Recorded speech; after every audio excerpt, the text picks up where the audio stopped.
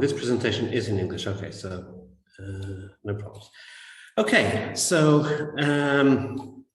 for today, the idea is to explain what a cartogram is, and it's probably something that most people aren't familiar with. Give some examples of why cartograms are useful, how we can actually use them to convey certain information about a geographic area, and then explain how self-organizing maps can be used to obtain these cartograms. Okay, I keep on saying that you can solve all the world's problems with SOMs, okay? And people look at me with a funny face. And this is a very unusual use of self-organizing maps. I'll show that you can build cartograms using that. Why am I talking about that now? Because one of the recent papers I did was on studying the magnification effect of self-organizing maps.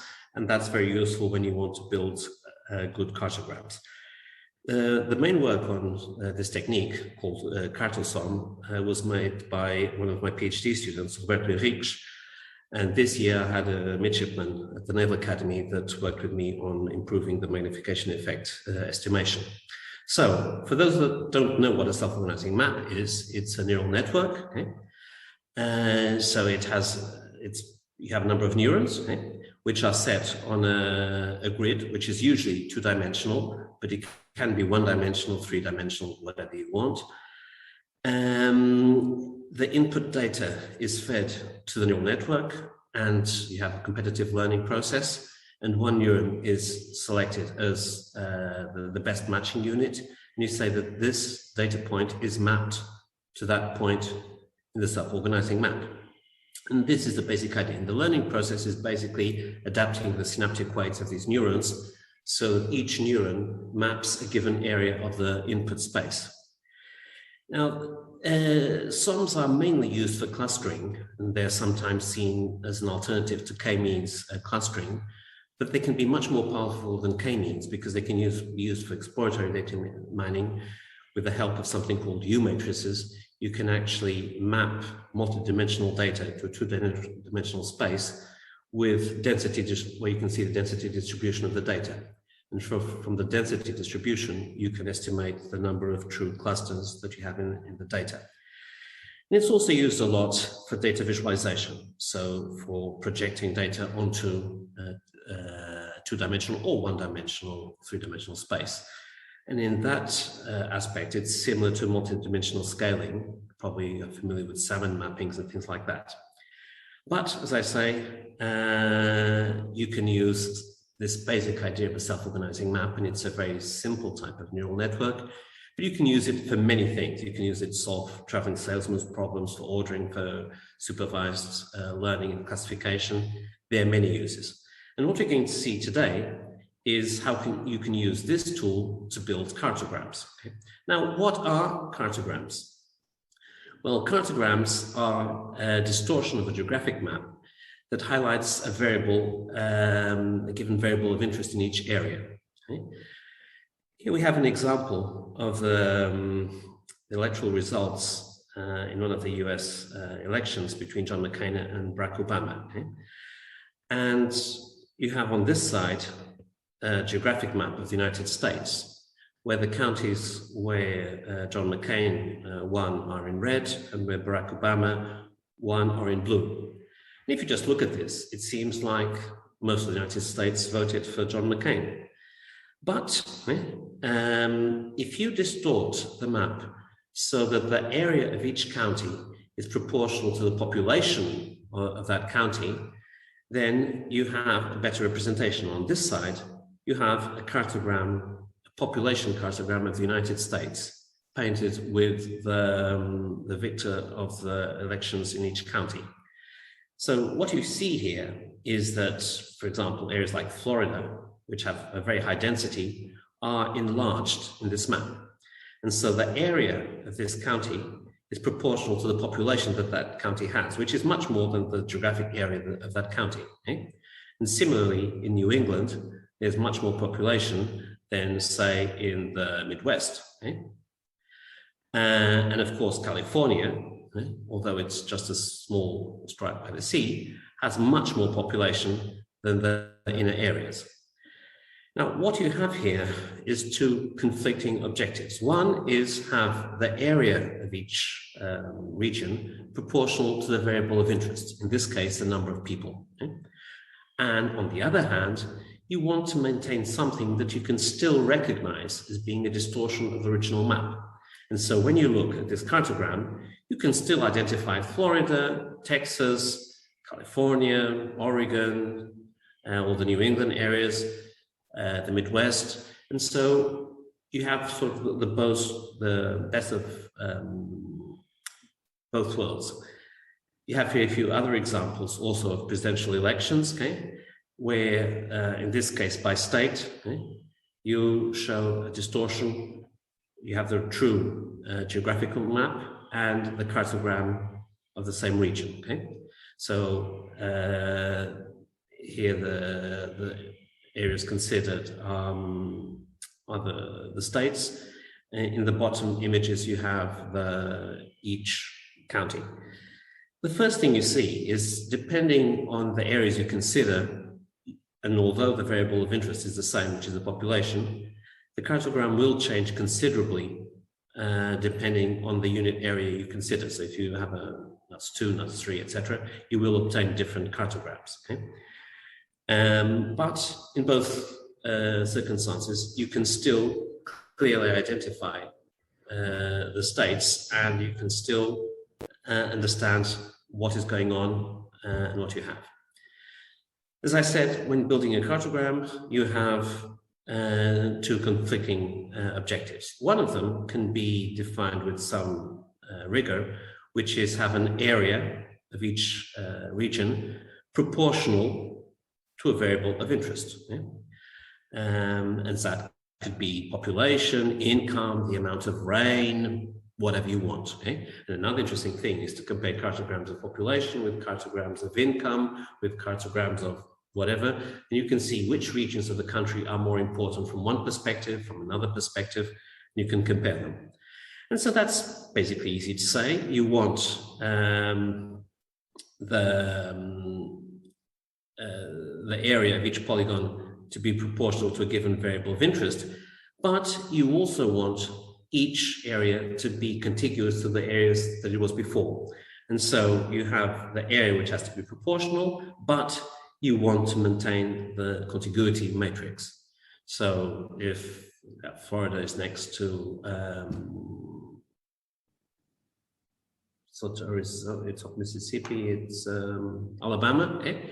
Then you want to keep Florida and Alabama next to each other, and you don't want to break states in half. But this you can measure, and you can measure how close the area of each region of the cartogram is to the given variable of interest. The second criteria is a bit more subjective. You want to keep similarity, okay? And this is a rather fuzzy concept. Okay? What is similarity and how can you define it? Because it's more than just contiguity. Okay? You can maintain contiguity, but have a really funny distortion. And that gives rise to many different methods to build cartograms. Probably the first person to work on this was Tobler, which is a very well-known geographer. Okay? He's known for the first law of geography. Okay? Everything is related to everything else, but closest things are more related than others. And he started to define the idea of a rubber map. Okay, so I have a geographic map, but if it's made of rubber, when I want to increase it, I'll distort it to build a cartogram. And the idea is that you can consider density as something that puts pressure on the border between one region and another region. So if I have a highly dense area in one place, I'll have pressure to expand it to its neighbors. It'll expand more to the neighbors that have a lower density. And so I just use a physical model of density and pressure to distort that rubber map. That gave rise a few years later to what is known as contiguous area cartograms, or Duchnik cartograms, which are probably the most used. And you probably see them in newspapers and things like that, because there's good software to obtain these cartograms, and it's usually used as a reference. There are many more algorithms, okay, based on different models. For example, you have the line integral method, which basically distorts the meridians and the parallels, okay, and iteratively distorts both to try and adjust the areas. And there's another very popular one, which is the diffusion cartogram, where you consider that you have a gas in each region, and that gas will diffuse to the neighboring areas. And when it becomes majority, it absorbs the next area. Okay? And so from all these methods, you have here different algorithms to build cartograms. Okay? So up here you have the original Tobler rubber map. Okay? Here you have the most common one, the Duchenique cartogram. These are all cartograms of population of the United States. And so they're all generated with exactly the same data. Okay? As you can see, the different options you have will give vastly different representations. In all of them, you have the area more or less proportional to that variable of interest. Okay? All of them try to maintain contiguity, and all try to maintain it recognizable. Okay? And the rectangular map approximation is one of the easiest, because here you just build rectangles and just grow the rectangles. Of course, then you might have islands, okay, of areas which really don't exist, okay? But it's the only way of getting the rectangles to interact with each other. Okay? And so here you do not keep the contiguity because it's impossible. Okay? So something so subjective as this, is it useful? Well, it is. And the fact is that you've probably seen some of these representations in maps. What are the main drawbacks of these methods? One of them is that they're slow. Right? The Duchenique cartogram, it basically iterates, it just starts growing the different areas. Okay? And when an area is, for example, broken in two, then it goes back and increases the area. And so they're very slow processes. Some of them don't achieve perfect proportionality, and the Duchenique one doesn't, okay? Because otherwise it would have to smash some areas, etc. And we'll see later that this is one criteria of measuring the quality of the cartogram. Is the area really proportional to the variable of interest or not? Okay? And some don't preserve the contiguity matrix, okay? Because they can't. Okay? The questionable criteria of recognizable is even more subjective, and so usually what people do is you try various alternatives and then just stick to the one that you like best. Okay? So with all this confusion, with all these different methods, can you use self-organizing maps to do this? Well, the answer is yes, okay? You can. And it's not a difficult thing to do. Okay? The basic idea is you have a variable of interest, okay? Say population, and you generate data, two-dimensional data, just with x, y coordinates, okay? So data points, and the number of data points is proportional to the variable of interest and has a uniform distribution within that area. So say I have X million inhabitants in California, so I'll have X million data points with a uniform distribution in the state of California. Okay? And then I'll label each of those data points with the label of the region they belong to, okay? California, Florida, etc. Okay? Then I'll just use the standard algorithm for training a self-organizing map. And after I've trained it, I'll label the neurons, okay, with the majority data points that are mapped, okay? And that output is the cartogram. To make things clearer, let's follow this graph here. So I have a geographic map, okay? And this geographic map, say, has two areas, area A and area B, okay? And so the first step is to generate data with uniform distribution in those two areas, and the number of data points is proportional to the variable of interest. Say area A has less population, and so I'll generate a few data points. Area B has more population. I'll generate more data points in that area. Simple. Okay? Then I'll initialize a self-organizing map, two-dimensional self-organizing map. And so I'll have a number of neurons. Okay? These are the neurons. Okay? And then I'll start training these neurons with this data. Okay? And after I've trained it, as I train this neural network with this data, what happens is that these neurons are pulled towards the areas where there is more data. Okay? And so in the end, a trained map will have the neurons that in the output space continue to form a regular grid. So in the output space, they continue to form this grid. But if I look at the coordinates, the synaptic weights of these neurons, in the input space, they'll have this distribution. Okay? And so I'll probably have more neurons mapping the dark area and less neurons mapping the light area because there's less data there. Okay? But from the original data points that are mapped to each of these neurons, I can label the neurons and say, okay, this neuron here is the light area, this one is the light area, this one is the dark area. Okay? And then look at them in the input space, and these here will be light areas, and these will be dark areas. And from this, I can just use a geographic information system or just interpolate and rebuild the map. So these neurons on this side are all mapping the dark area, and this is mapping the light area. And as you see, I went from a geographic map to a cartogram. And in this cartogram, the area of region B is larger than the area of region A. And I can see that region B has more population. Okay? And so this is basically the way the CartoSOM works.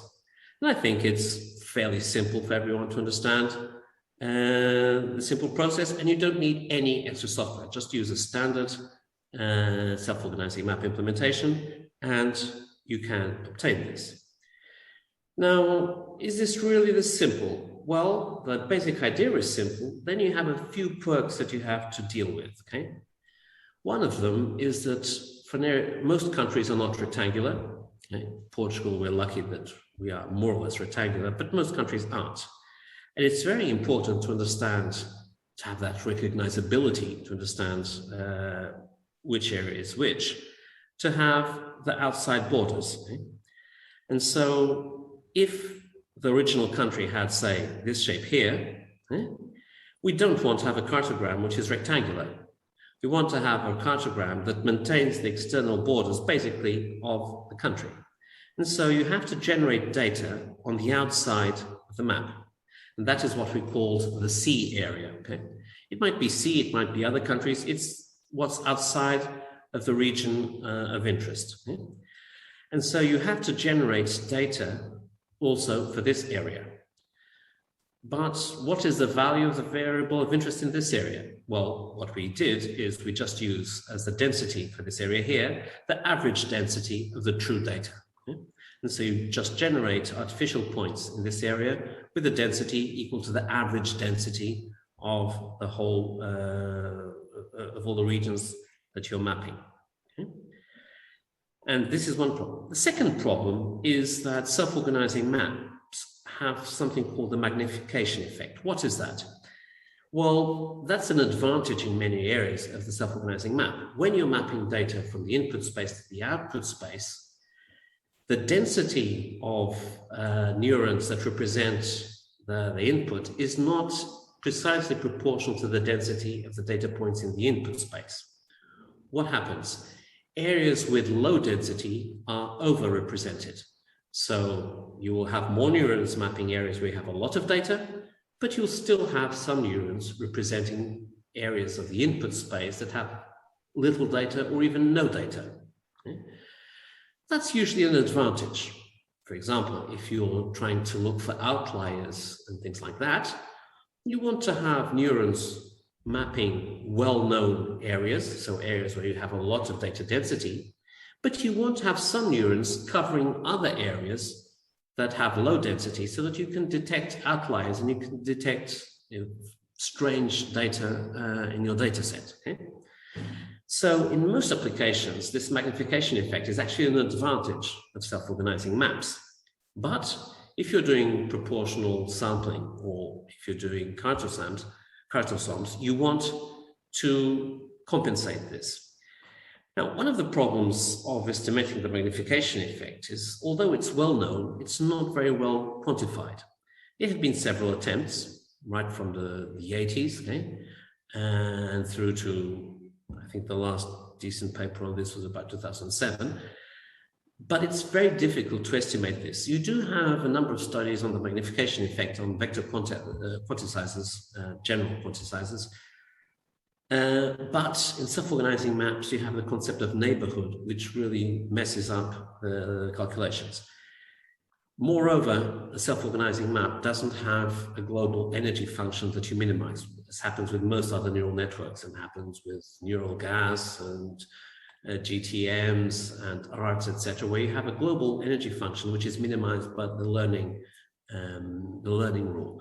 Well, self-organizing maps do not have that function. Why? Because they have this winner-takes-all characteristic, okay? And so on the borders you have funny effects. So the only results you have are for very simple one-dimensional to one-dimensional mappings, okay?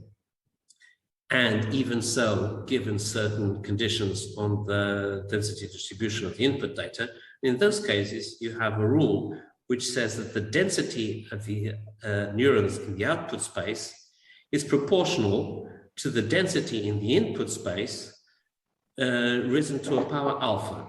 And this alpha is smaller than 1. Okay?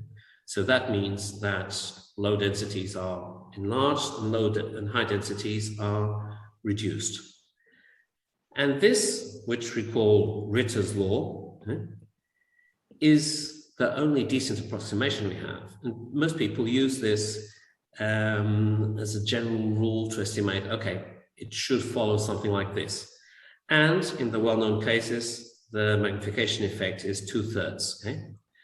And so this value of the density output being equal to the input density to a power of 2/3 is used many times as a good rule of thumb. In applications where you want to have a proportional sampling, what you usually do is have an initial estimate and then iterate until you have more or less proportional representation. And in the original CartoSOM algorithm, that is what Hubert proposed. Okay, so start by compensating the density of the input data using this rule. So just turn this around and generate data so that you compensate for this effect. And after obtaining the first CartoSOM, measure the area of each zone, and zones that are underrepresented just generate more data, and those that are actually, if it's subrepresented, generate more data. If it's overrepresented, generate less data for it. Okay? But this is basically how it was done. Can you use this to compensate? Well, the answer is yes. You have here an example of 3 population cartograms of the United States. This one obtained with Duchnik, diffusion, and here one obtained with CartoSOM. You'll notice that the borders are very smooth because what we did was first we generated this with neurons. We actually generated this with quite a few thousand neurons and then used just interpolation to smooth the areas. Okay? And according to a number of metrics, the CartoSOM is actually better than the others. If you just measure the simple errors, so the difference between the population and the area in the CartoSOM, you see that the Duchnik has a rather 60% error, so it's rather large. The diffusion, which is more recent, has a better result, but we can actually obtain an even better result with CartoSOM. We can actually obtain just a 3.7% error, which is better than the other known algorithms. Okay? How do we achieve this 3.7? Well, we cheated a little because we had the initial estimate of the magnification effect. And then, since these methods iterate, we also iterated a few times here. You can say, oh, couldn't we have used the same method here? Well, no, because otherwise we destroy the contiguity matrix. And so we can reduce the error here and we can't reduce it in the other areas. Okay? And if you look at these maps, I think you'd agree that the three of them are reasonable representations of the United States, and the CartoSOM is just as good as any of the others, if not even better. We also calculated in other metrics the weighted mean area, where basically we give more importance to larger regions, because if these states here, Montana, if it isn't very well represented, it's not very important because it has very little population anyway, but we want to have a good representation of California, of the New England states, and of Florida and Texas, etc., which have much more population than the rest. And so this measure here measures the weighted error, which is also much smaller than the other methods. So we basically beat the competition, and once again, SOM rules, okay? SOM, the solution to all the worst problems, okay? And here you have more cartograms obtained with self-organizing maps, okay? Particularly interesting for us is Portugal, okay? Where you can see that Portugal has two big areas, which is the Greater Lisbon and Greater Oporto, okay?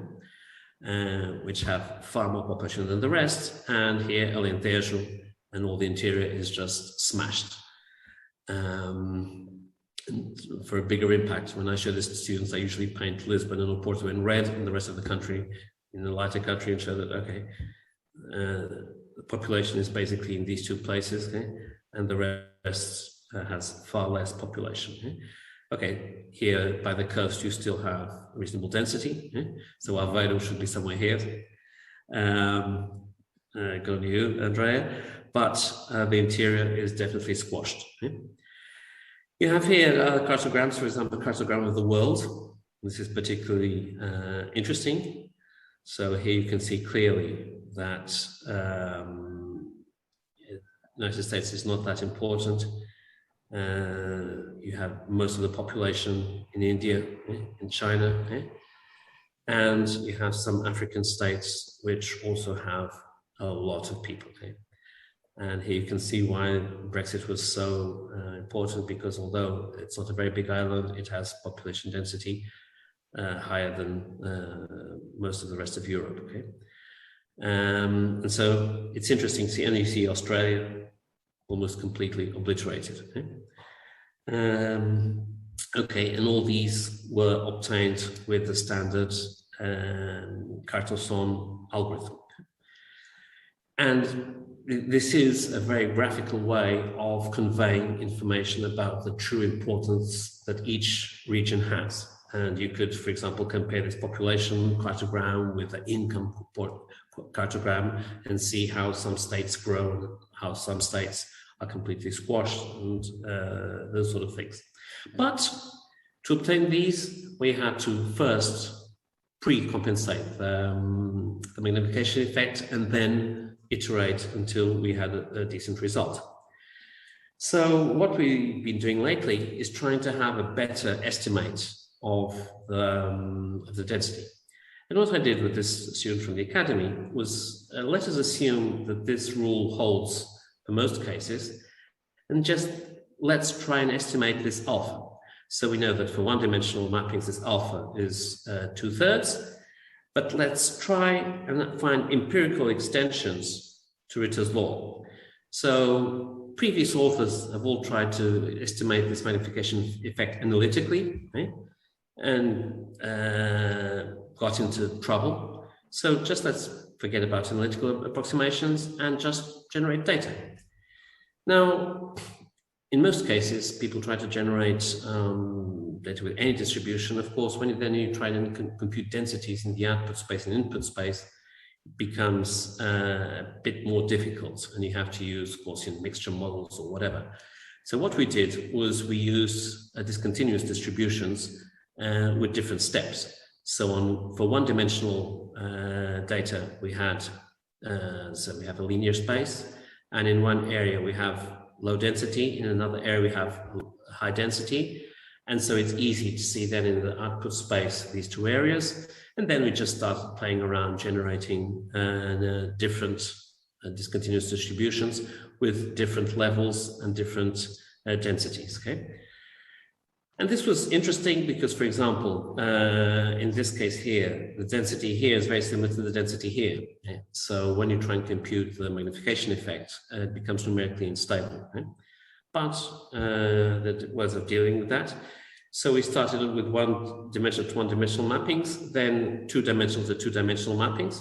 So just have two-dimensional space with data in one area, data in another, and then just as we did for the one-dimensional case, we started generating a chessboard with different densities in different parts of the chessboard. Then we started two-dimensional to one-dimensional mappings. So when you want to map this to a one-dimensional line, which you want to do when you want to order data, for example, with what you can obtain, and then three-dimensional data. So three-dimensional data is a bit more tricky to see, but here you can clearly see that for this z-axis lower with this value, you have a high density blob here, and you actually have two lower density areas on top with different data. And of course, it's not visible, but we also did a few trials with four-dimensional, five-dimensional data. The problem is that you get into the curse of dimensionality when you go into 4 and 5 dimensions. And so all simulations start to get really slow. You have to have an enormous amount of data to have any statistical significance, and it becomes a bit slower. Okay? But from what we could tell, the results were equally interesting in that case. The experimental setup was very simple. We used just a standard laptop and the SOMToolbox for Matlab, which is already almost 20 years old, but we just did a few minor adjustments, and so we just ran this in Matlab. Okay? And we tested for difference in input density, so generated step distributions with different amplitudes of the step, with different numbers of neurons. Of course, all these results are asymptotically true, but when do we reach the asymptotic value? Okay, so we had to do a number of tests for different number of neurons, different number of initial final radiuses, etc. Yeah? And it's warning me that I have a class in 15 minutes. Okay. And so we have here some graphs of the results. Basically, the most important thing was that using the mappings from one dimension to the same dimension and adjusting to this equation here, what we obtained was that the alpha should be substituted for the root index of the dimension of 2/3. And you have here the root index d of 2/3 for different cases and the experimental results. And so as you can see, this fits neatly to the data. When we started this, we actually wanted to use machine learning to estimate a function that used as inputs the difference in densities, the number of regions, a number of factors. Okay? And we still want to do that, to basically interpolate our experimental results with this machine learning approach. The problem is, of course, we obtain a neural network that estimates the magnification effect better than this, but it's it's a neural network, so it doesn't give a really good explainable version. And this law proved to be very good. This student from the academy, he's actually from Angola, and so he had never seen a cartogram of Angola. Okay? You have on this side a map of Angola with the different areas. Okay? As you can see, Luanda is a relatively small region of Angola, but when you obtain a cartogram, Luanda is disproportionately big compared to the other areas. Okay? And of course, he knows his country very well, and he considered that this is a pretty accurate representation. We calculated the error here, and the error here is around 4%. Okay? And so it's a pretty good cartogram. And here he did not iterate, so he just compensated the magnification effect using this rule, right? And in one run obtained this cartogram. So it's a decent improvement in space, and you can obtain these representations. Yeah? Okay, and that's basically it.